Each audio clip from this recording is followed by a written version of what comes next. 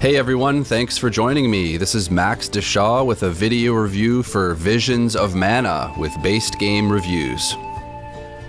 How I played. I played on PS5 with a physical copy. Story, 12 out of 20. Intro. The game introduces you to the basics of movement and combat through a prologue that sets the stage for the game. This was not overly lengthy or tedious. I was immediately impressed by how good the movement felt and wanted to see where the story would take me next. Cutscenes. There are no separate CGI cinematics. Do those even exist anymore? I don't know. Graphics have gotten so good. The cutscenes use the main game engine and are abundant throughout the adventure. The majority of the time, you'll just see scenes with character dialogue, but there were some cool moments of whole cities or villages panned out to give a sense of placement in the world. World building. There are like 5 buildings in the entire game that you can enter, and they're tied to story progression. I missed being able to walk into people's homes and steal things out of their kitchens and bedrooms like in other RPGs. Sometimes I just want to retreat from the elements and chill in a cozy church or talk to the innkeeper. I definitely missed all of this, and as a result, I felt like the game's world felt less lived in. Like I was visiting a wax museum or Disneyland where everything is a facade.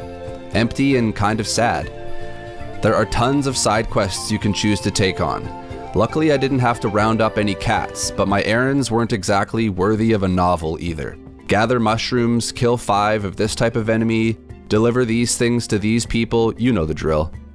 I think one of my favorite things about this game was how well the characters interact with each other. Remember Final Fantasy 15, how they'd chat amongst themselves and make remarks while they ran around? Imagine that, but way more fleshed out and sophisticated. There's a consistent banter between your party for the whole adventure. They'll be discussing the plot and make comments about the environments and even events from cutscenes. This was really impressive and lended itself in a big way towards the overall immersion of the game. Overall story.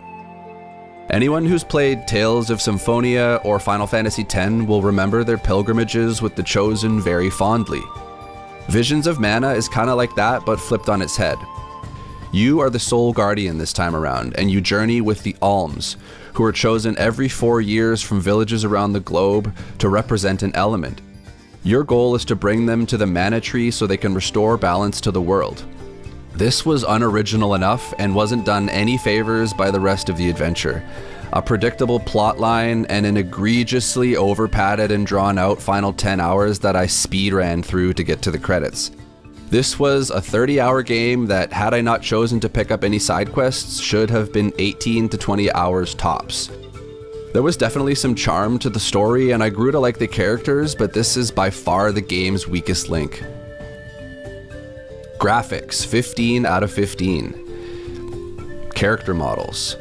The game goes for the anime cartoonish look rather than photorealistic, and everyone looked incredible. The costumes showcase an unbelievable amount of detail and design. Facial expressions were believable, and everyone definitely had a distinct personality. There are a total of 45 different classes in the game. Each character has a designated class at the beginning and a different one for each of the 8 elemental vessels, which we'll discuss in a bit. I found this to be deeply impressive on the part of the artists, as every single one of these 45 classes has a completely unique look and unique weapons it can wield. There's an immense amount of variety and playstyles and visual eye candy here. Environments. I haven't been this impressed with a game world since Elden Ring first came out. I must have spent hours just standing in place and panning the camera around. Wow, the game looks amazing. Draw distances are huge and colors and textures are abundant. I could have spent this entire review just showing you clips that I'd gathered throughout my playthrough of me showing off the game world. It was really something else. I was so impressed. Special effects. The same goes for the special effects. There's a ridiculous amount of visual stimulation during combat, spells that fill the entire screen and dominate the battlefield. Battles are super flashy and fun to watch. Audio, 12 out of 15. Ambience. I'm a sucker for flutes. There's something about them that fits the RPG adventure Tolkien-esque vibe so well. These were some of my favorite tracks in the game. The rest of the ambience that accompanies you is par for the course too. Cute, cozy, magical. Boss music. From what I could tell, every single boss in the game had their own unique song. They were good too. Like the game's ambience, the boss music did its job, but wasn't particularly impressive, aside from the fact that it was so diverse. Sound design. I felt like I was playing a mobile casino game, you know the ones. This is a compliment, of course. The sound design was excellent and really satisfying. It matched the game really well. Punchy, exciting, and energetic. Performance, 8 out of 10. Frame rate. Even in the most chaotic battles, the game ran smooth. Nothing to complain about here. Stability. I encountered a couple of glitches throughout my 30 hours. A party member stuck on the floor, physics not allowing some debris to fall to the ground. Nothing that forced me to reset or lose any progress though. Gameplay, 33 out of 40. Controls. Whether I was running, jumping, platforming, or just walking through a town, I always felt in control. There's a tightness and responsiveness that I think even the snobbiest of From Software fans would admire. It's funny because this game has no business requiring this level of finesse, but I definitely appreciated it either way. Ability seeds are essentially accessories in the game. They have a variety of effects, from granting stats, skills, adding immunities, or the ability to cause ailments, and a variety of special effects. I counted 270 ability seeds when I looked up the wiki. It felt like a lot when I was playing, but I could never have guessed that it was this bloated. Talk about decision fatigue. There comes a point when options no longer serve you and they become a chore. Initially, each character can equip 2 of these with the option to add more slots by acquiring special items. They never felt useful or powerful and just annoyed me in the end. Mechanics. I found the leveling and progression system to be dull. The menus and everything looked great, but it was lacking something. It wasn't satisfying. The entire party essentially levels up at the same time. Even if they weren't in the battle, they gain XP, which felt redundant. I praised the diversity of the classes earlier, but overall it felt like a lot of fluff. I prefer having each character specialize in one style, as opposed to all of them being able to adopt 8 progression paths and be able to switch back and forth at any time. It was too much. Like, why even bother assigning a role to the characters in the story if they don't actually mean anything? Anyone remember collecting precursor orbs in Jak and Daxter? Well, they're back. Sort of. This time they call them Grizzly Syrup.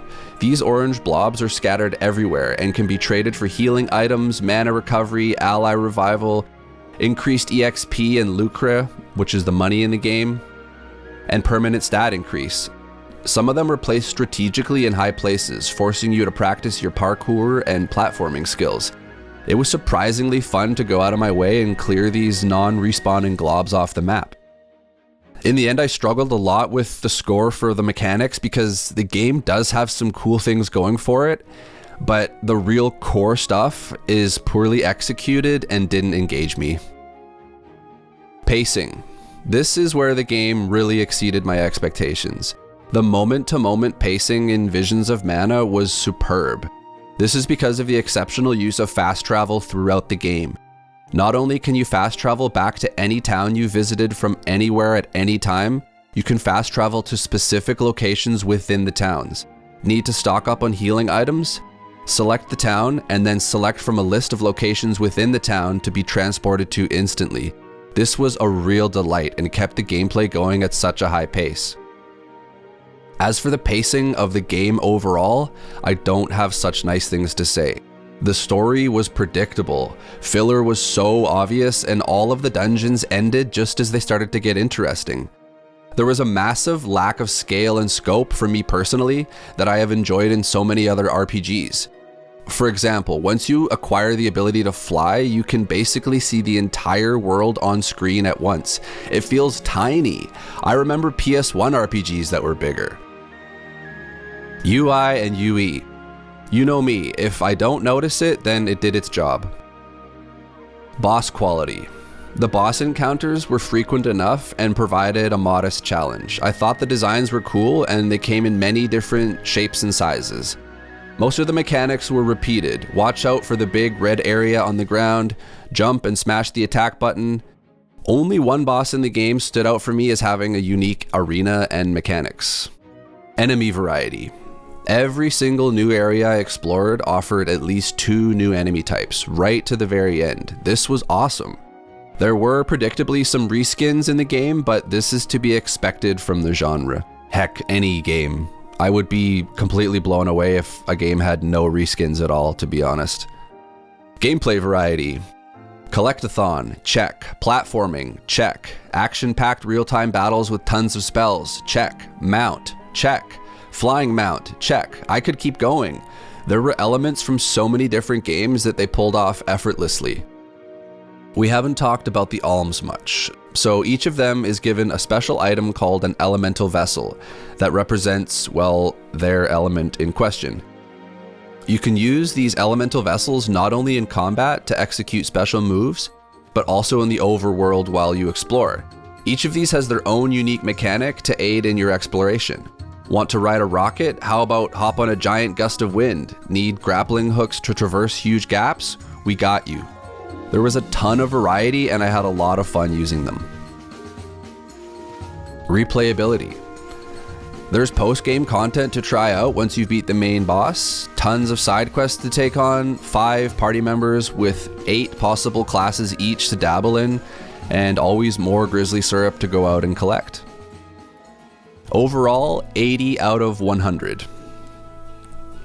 My initial impressions of this game were that of utter enchantment and fascination. I couldn't believe how good the environments looked. The controls felt like something Miyazaki himself had approved, and the seamlessness of exploration and battles had me totally sold. But by the time I'd gathered everyone in the party and the game had opened itself up, I felt let down. It never really got off the ground. Like a promising college athlete that fails in the pro leagues. After the honeymoon phase, it just fizzled out. What I think is holding Visions of Mana back from being a truly great RPG is a great story. A game does not survive by graphics and sound design alone. It requires definition. It needs a soul.